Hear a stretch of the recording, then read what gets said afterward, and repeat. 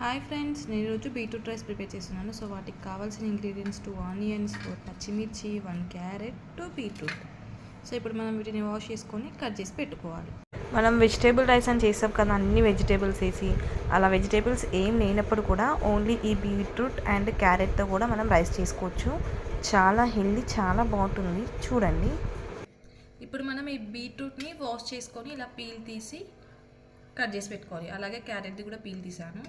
చూడండి, ఇట్లా చిన్న చిన్న పీసెస్లా కట్ చేసుకోవాలి.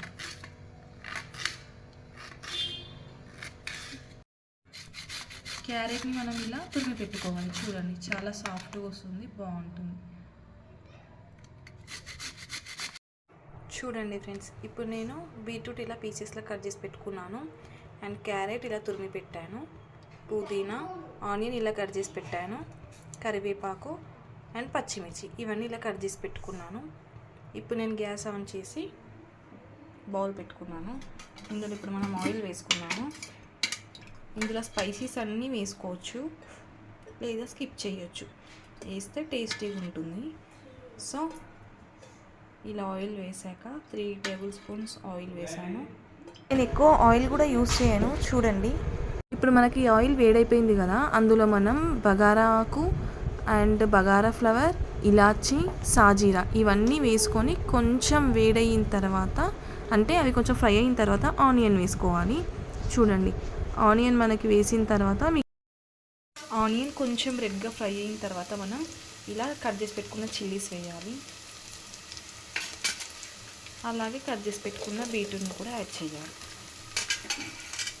ఇవి కొంచెం మెత్తగా ఉడకనివ్వాలి. అంటే మనం రైస్లో తినేటప్పుడు మనకి మంచి టేస్ట్ రావాలి. అలాగే తురిమిన క్యారెట్ని కూడా వేసేసాను. చూడండి, ఇప్పుడు మనం ఇలా కలుపుదాం.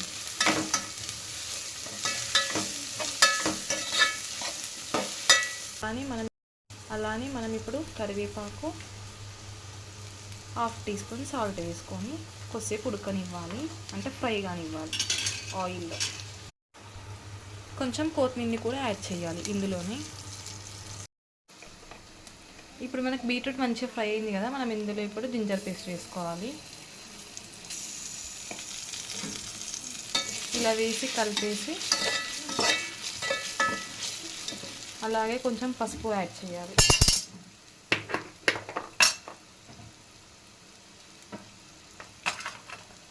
అలాగే 1/2 spoon chilli powder, red chilli powder. Already మనం పచ్చిమిర్చి వేసాం కదా.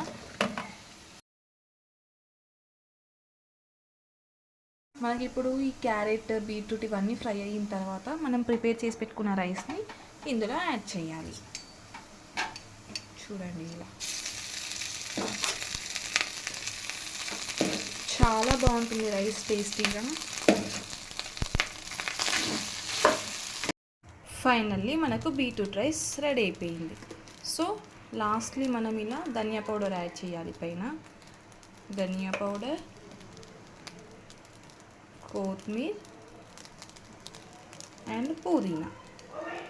సో ఫైనల్ టచ్ ఇలా ఇచ్చేసాను. చూడండి, చాలా స్పైసీగా బాగుంటుంది. మీరు కూడా ట్రై చేయండి. ఫైనల్గా మనం ఇలా సర్వ్ చేసుకొని తినేయడమే. చాలా బాగుంటుంది. మీరు కూడా ట్రై చేయండి. Thank you for watching.